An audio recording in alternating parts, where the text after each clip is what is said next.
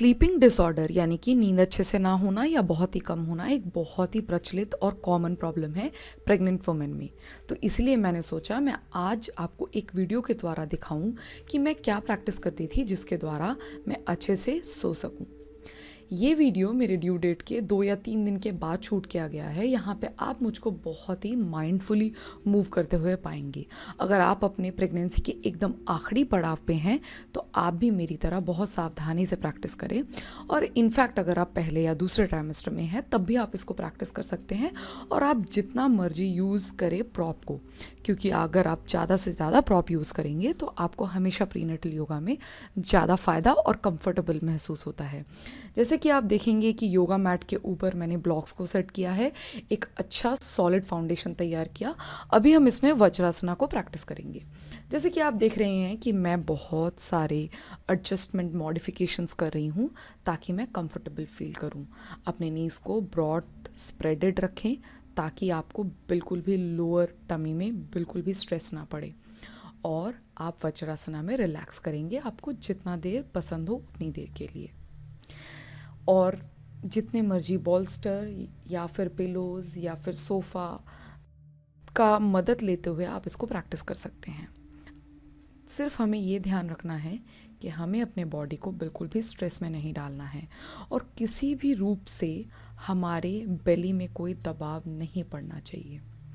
अब हम वज्रासना से धीरे धीरे अपने कंफर्टेबली फ्लोर पे बैठने की कोशिश करेंगे, नॉर्मल सुखासना में। अगर आप सुखासना में नहीं बैठ सकते हैं तो आप ये चेयर में भी प्रैक्टिस कर सकते हैं, बेड पे भी प्रैक्टिस कर सकते हैं। प्रेगनेंसी में वेट गेन होने की वजह से हमें बहुत सारे जॉइंट में, बहुत सारे बैक में, स्पाइन में अननेसेसरी स्ट्रेस प्रोड्यूस होता है। अगर हम नेक रोटेशन करते हैं और साथ में माइंडफुली ब्रीथ करते हैं, बेली पे हाथ रखे, तो हमें बहुत ज़्यादा डी स्ट्रेस और रिलैक्स्ड फील होता है, जिसके वजह से हमें अच्छे से नींद आती है। और हमारे हाथों को अच्छे से स्प्रेड करने से क्या होता है, हमारे चेस्ट में ओपनिंग होती है जिससे कि हमारी ब्रीदिंग बेटर होती है, यानी कि बॉडी में ऑक्सीजनेशन होता है। और ऑक्सीजनेशन अच्छे से होने से हमारे बॉडी में स्ट्रेस लेवल कम होता है और अच्छे से हॉर्मोन्स प्रोड्यूस होते हैं जो कि हमें हेल्प करते हैं नींद में भी। जैसे कि आप देखेंगे, अगर आप अनकंफर्टेबल हैं तो मेरी तरह आप ब्लॉक्स यूज़ कीजिए, इससे कि आप ज़्यादा लंबे समय तक प्रैक्टिस कर सकते हैं और कंफर्टेबली कर सकते हैं बिना स्ट्रेस क्रिएट करे। और इसी के साथ आप देखेंगे कि मैं साइड स्ट्रेचेस कर रही हूँ, प्रॉपरली ओपनिंग कर रही हूँ अपने अपर बॉडी में, और वो सब मूवमेंट्स करने की कोशिश कर रही हूँ जो कि रेस्ट्रिक्टेड हो गई हैं मेरे बेली की वजह से। और इनको मैं बैठ के करना इसलिए प्रेफर करती हूँ, इससे मेरे बैलेंस अच्छे से रहता है, रादर देन अगर मैं खड़े होके प्रैक्टिस करूँगी तो मुझे डिसबैलेंस होके गिरने के चांसेस रहेंगे, as I am in my advance stage of my pregnancy. और जब भी आपको इस पूरे प्रैक्टिस के दौरान ऐसा फील हो कि आप टायर्ड महसूस कर रहे हैं तो आप बिल्कुल रेस्ट कीजिए और प्रैक्टिस को वहीं स्टॉप कर दीजिए। और इस पूरे प्रैक्टिस का मेन पर्पस ये है कि हम हर एक पोज को मॉडिफाइड तरीके से करें और उस पोज को हम फील करें, वहाँ पे हम अच्छे से ब्रीथ करें ताकि हम अपने लंग्स को, जो कि काफ़ी कोलैप्स्ड रहती हैं बेली के इंक्रीज़ होने के वजह से, हम उनमें अच्छे से इन्हेलेशन प्रोवाइड करें एंड एक्सहेलेशंस करें, जिससे कि हमारे पूरे बॉडी में ब्लड फ्लो अच्छे से हो, लिम्फेटिक सिस्टम अच्छे से काम करे और हमारे अपर बॉडी में जैसे कि लंग्स, स्टमक, हमारा पूरा डाइजेशन, उस सब काफ़ी कोलैप्स्ड हो जाता है, स्पेशली इन थर्ड ट्राइमेस्टर। उस सब रीजन्स में हम ज़्यादा से ज़्यादा स्पेस क्रिएट कर रहे हैं। जैसे ही आपके बॉडी में रिलैक्सेशन होगा, रिलैक्स्ड हार्मोन प्रोड्यूस होंगे, आपको ऑटोमेटिकली नींद अच्छे से आएगी। और इसी के साथ साथ यहाँ पे मैं आपको एक फ्रेंडली रिमाइंडर देना पसंद करूँगी कि आपको अपने पूरे प्रेगनेंसी के दौरान ओवरथिंक करने की ज़रूरत नहीं है। आपको अपने डिलीवरी के बारे में ज़्यादा सोचने की ज़रूरत नहीं है। आपके जो भी कंसर्न है आप अपने डॉक्टर से बात कीजिए, लेकिन उसको लेके ज़्यादा अगर आप इन्ग्रॉस्ड होंगे तो आपके रातों की नींद उड़ जाएगी। तो इसलिए डिस्ट्रेस्ड रहना हमारे लिए उतना ही इम्पॉर्टेंट है और उसी के साथ साथ हमारे बेबी के लिए भी बहुत ही इम्पॉर्टेंट है। और आप देखेंगे कि मैं टाइम टू टाइम पिलो को हग करके मैं रिलैक्स करने की कोशिश कर रही हूँ पोज में, जिससे कि क्या हो रहा है कि मेरे लोअर बेली में बिल्कुल भी स्ट्रेस क्रिएट नहीं होगा और ना ही वो सप्रेस होगा। और आप मेरी तरह इन ब्लॉक्स को जितना हाईएस्ट हाइट पे रख सकते हैं, या फिर आप बहुत सारी बुक्स भी यूज़ कर सकते हैं और आप अपने अपर बॉडी को फॉरवर्ड फोल्ड में सरेंडर कीजिए। इससे बहुत ज़्यादा आपके लेग्स में जो ओवर स्ट्रेन होता है due to over weight gain, उसमें भी मदद मिलेगा।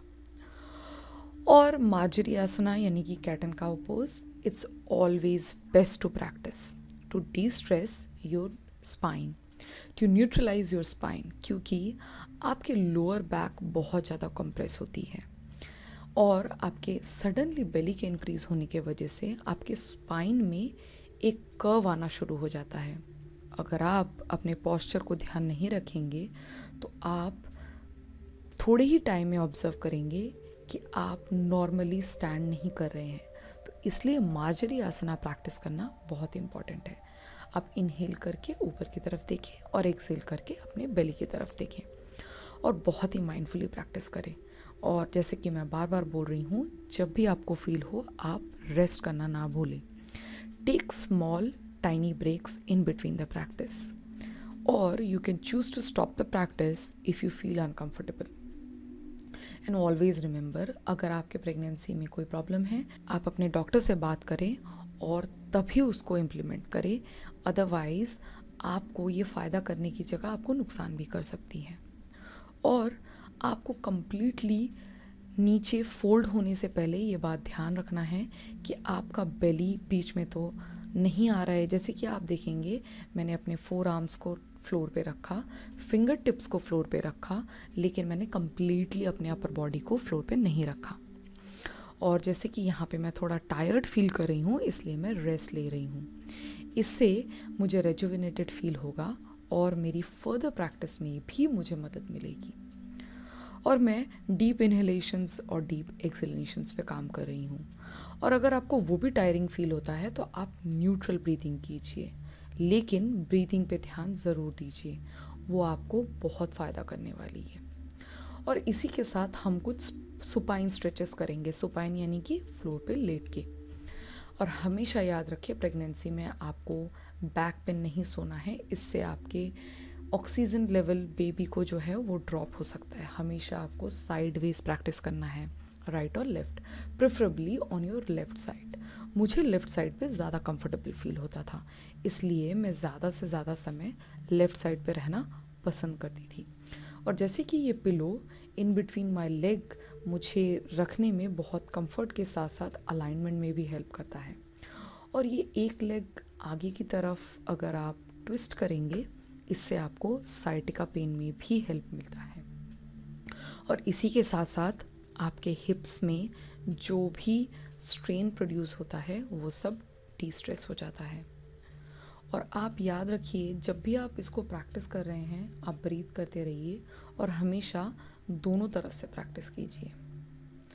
और जैसे कि आप देख रहे हैं मैं ब्लॉक्स का कंटिन्यूसली यूज़ कर रही हूँ, तो आप भी यूज़ करना ना भूलें। और थ्रू आउट आप अपने बॉडी में जो स्लाइट सेंसेशन हो रही है इस प्रैक्टिस के दौरान, उसको फील करने की कोशिश कीजिए, ब्रीथ कीजिए। और जब आप बेली में हाथ रख के ब्रीथ करते हैं तो आप एक कनेक्शन फॉर्म करते हैं अपने वूम में रहे बेबी के साथ। इसलिए आपको अपने ब्रीदिंग पे फोकस करना बहुत ज़रूरी है। और यही ब्रीदिंग आपको आपके डिलीवरी के समय भी मदद करने वाली है। और इसी के साथ मैं ये अभी राइट साइड से भी प्रैक्टिस करूँगी, सेम वे जैसे कि मैंने लेफ्ट साइड में प्रैक्टिस किया है। Slide gentle and very nicely.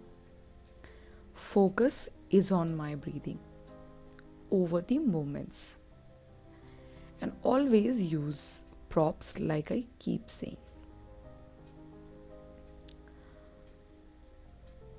और ब्रीथ कीजिए, रिलैक्स कीजिए। और अगर आपको इसी पोजीशन में कंफर्टेबल लगता है तो आप इसी पोजीशन पे मैट पे थोड़े समय के लिए रेस्ट भी कर सकते हैं। तो आप रात को बेड पे जाने से पहले ये सारे स्ट्रेचेस प्रैक्टिस कर सकते हैं। और ये बहुत ही आसान है प्रैक्टिस करना, तो आप इनको बेड पे भी प्रैक्टिस कर सकते हैं। आपको ज़रूरी नहीं है कि आपको योगा मैट में ही प्रैक्टिस करना है, बस आपको सेफ्टी का ध्यान रखना ज़रूरी है। जैसे कि अब आप देखेंगे कि मैं सोफ़ा के ऊपर पैर रखूँगी। एक्चुअली ये अगेंस्ट द वॉल जो पोज है उसको मॉडिफाई करके मैं प्रैक्टिस कर रही हूँ। मैंने अपने बैक के हिप्स के नीचे एक फर्म पिलो को रखा है ताकि मुझे लोअर बैक में बिल्कुल भी कुछ भी स्ट्रेन फील ना हो। और ये प्रैक्टिस करने से हमारे लोअर लिम्ब में, हमारे लेग्स में जो इतना ब्लड फ्लो होता है, इतना वेट गेन होता है, उससे जो स्वेलिंग होती है फीट में, उसमें भी मदद मिलती है। और इसी के साथ हमारे जो पैर में प्रेगनेंसी के लेटर स्टेज में जो दर्द होता है उसमें भी सहायता मिलती है। और ये बटरफ्लाई पोज है, इससे जिसे हम सुप्ता कोणासना भी बोलते हैं, ये आपको बहुत रिलैक्स फील कराता है और ये आपके डिलीवरी के समय बहुत ज़्यादा फ़ायदा करता है। इससे आपको पुश करने में बहुत मदद मिलती है।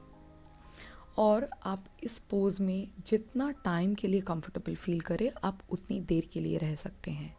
आपको ज़रूरी नहीं है कि सिर्फ़ और सिर्फ थोड़े समय के लिए प्रैक्टिस करना है। अगर आपको इसमें कंफर्टेबल फील होता है तो आप इसको 1 या 2 मिनट या 5 मिनट तक भी प्रैक्टिस करते हैं। लेकिन ध्यान रखिए, आप स्टेबल हो, शेकी ना हो, कंफर्टेबल हो और साथ ही में अच्छे से प्रॉप को आपने फिक्स किया है।